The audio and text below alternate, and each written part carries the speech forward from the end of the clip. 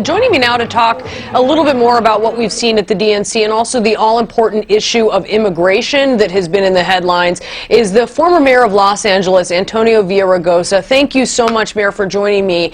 And I want to get your reaction. Hello. And I want to get your reaction to what you've heard coming out of this election, because this is, this is a big task that Tom Perez has ahead of him, trying to restore some of the cohesion in the Democratic Party. No question, Brianna, but I want to kind of dispute the notion that liberals or progressives were on one side and moderates on another. The fact of the matter is there were folks on all sides supporting two great, well, actually more than two great candidates, but the two finalists, if you will.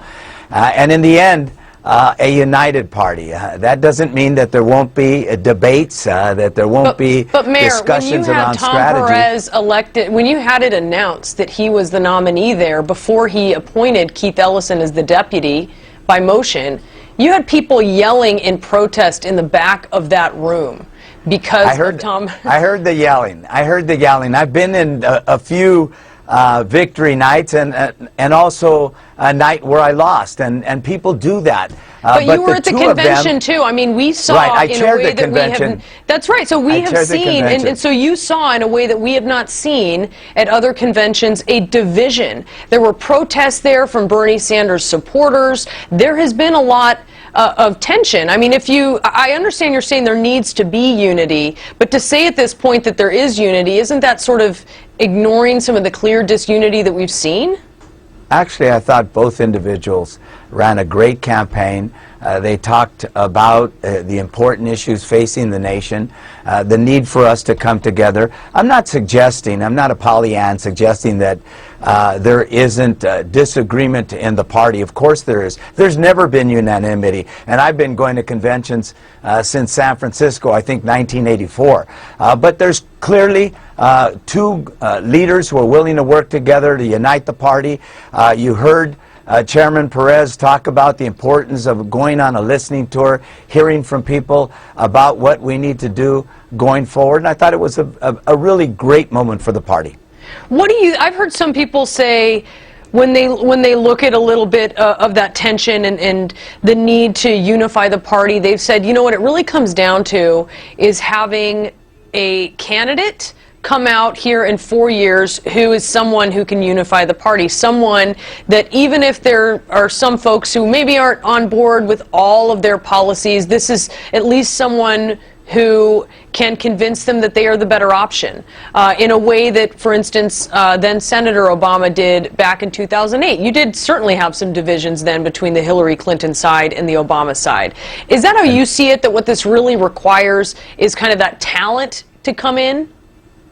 Well, we certainly need a candidate, but I think it is important that this party work across the nation to build up the party, to make sure that we're not just working at election time, but really creating an informed citizenry that's committed to a more progressive path for this great country, and certainly a path very distinct from the one that we see today. And, you know, I'm excited. I think both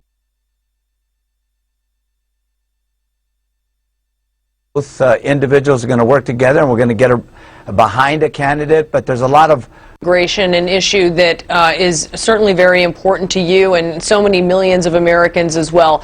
I know you heard some of the rousing applause that President Trump got yesterday at CPAC when he talked about his view on the issue. Here's what he said.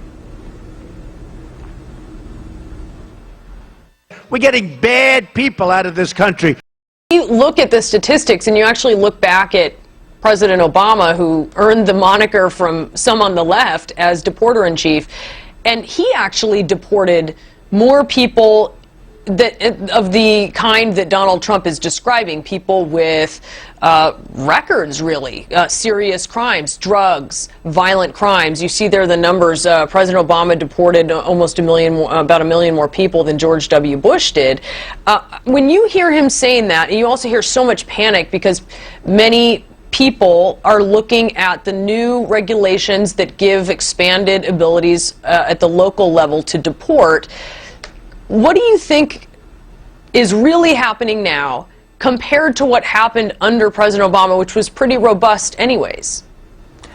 Well, first of all, you earlier in your show, rightfully, you were speaking about President Trump's attack on the media, on CNN, the New York Times, the LA Times, him talking about fake news.